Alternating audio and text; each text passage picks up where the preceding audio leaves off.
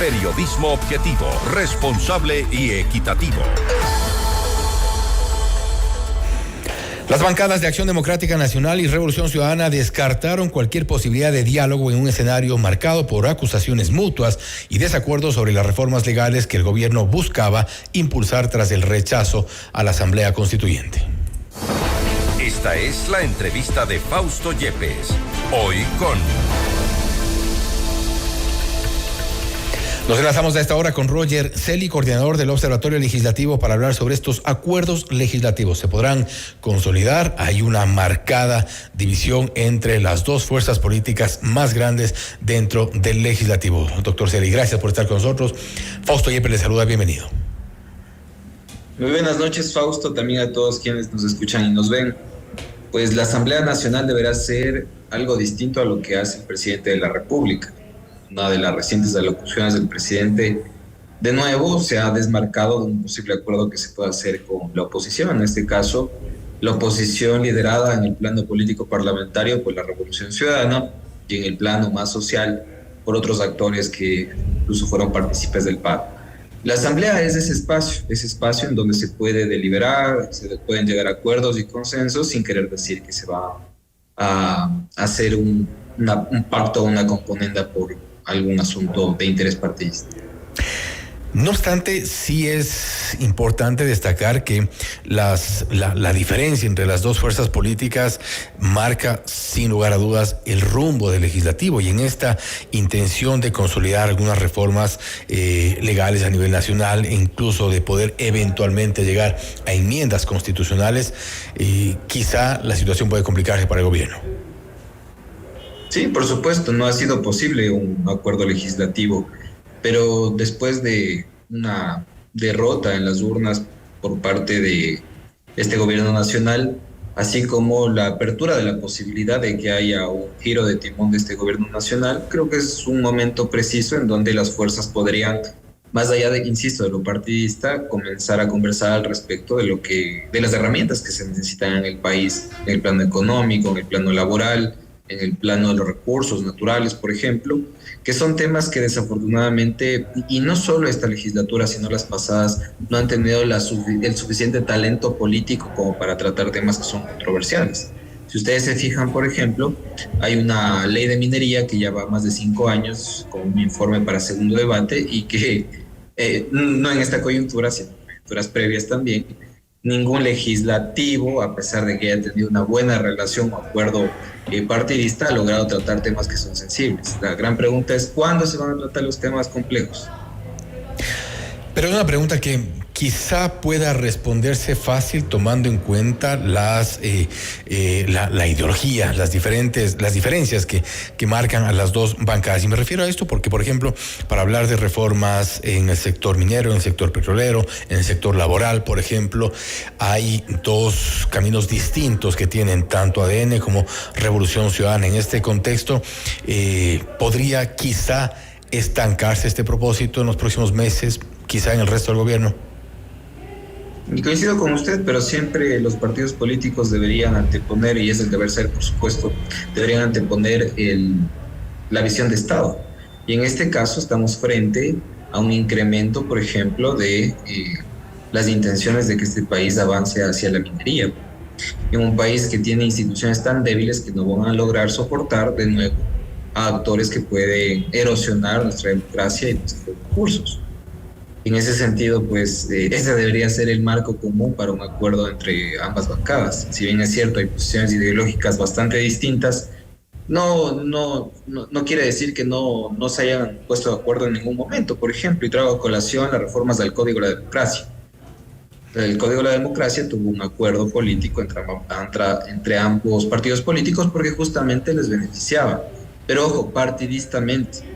Cuando se trata de ese interés partidista, aparentemente sí hay posibilidad de acuerdo. Entonces, el ciudadano debe ser crítico ante esa falta de visión estatal o de nación que tienen nuestros partidos políticos en la Asamblea Nacional. Pero estamos en dos momentos quizá, y es el momento previo a la consulta popular y referéndum y el momento después de la consulta. Con los resultados que hemos visto, quizá el escenario cambia porque incluso las posiciones han cambiado. Vemos ahora que en inicio se hablaba de una intención de acercamiento, una intención de diálogo, una intención de llegar a acuerdos, y esto parece se ha roto después de los resultados.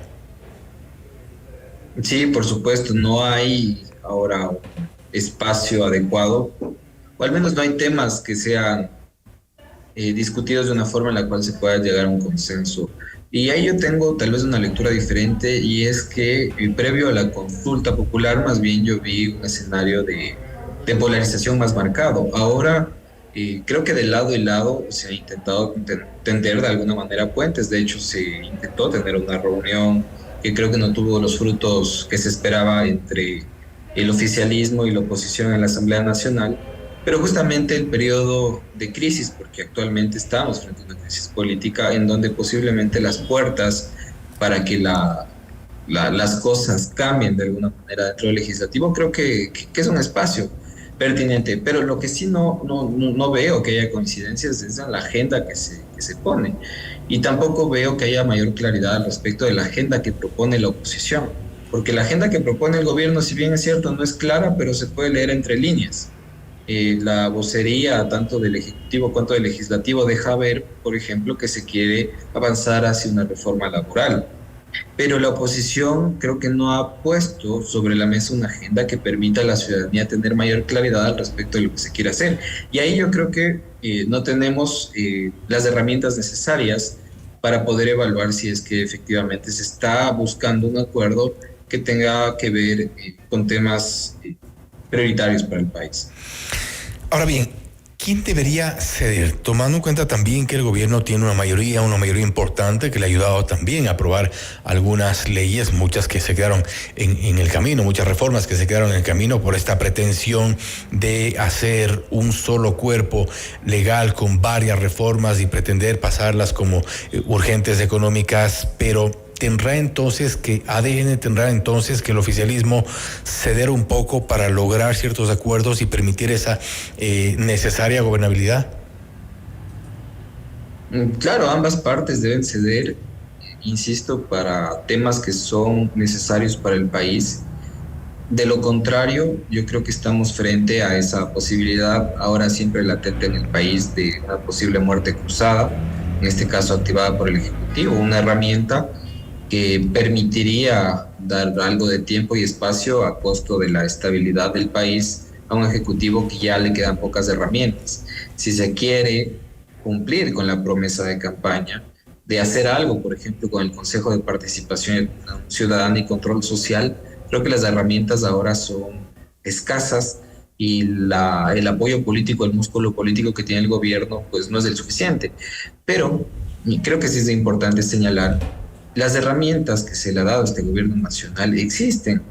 Son más de 10 normativas económicas urgentes que sí han pasado por la Asamblea Nacional, se han aprobado y están en plena vigencia, y que dentro del discurso que se dijo en torno a estas normativas iban a servir como herramientas primordiales para lograr mejorar las condiciones del país. Son más de 10 leyes en materia de seguridad, muchas normativas en materia de desarrollo económico que se han aprobado, pero creo que falta esa segunda parte que tiene que tener un buen gobierno, y es la gestión con base en esas herramientas. Coincido en que el país necesita reformas que son más de carácter estructural del Estado, pero también hay que decirlo, Fausto, y es que esta estructura estatal corrompida también le ha servido a este Ejecutivo, y me refiero al Consejo de Participación Ciudadana y Control Social. Entonces ahí hay varias lecturas al respecto de qué tanto es cierta esta intención de querer cambiar la estructura del Estado para bien, cuando también le está sirviendo al propio gobierno nacional. Entonces, dos conclusiones. En primer lugar, las herramientas están dadas, sí faltan algunas, pero creo que el foco debe estar en la gestión y el buen gobierno que pueda tener esta administración.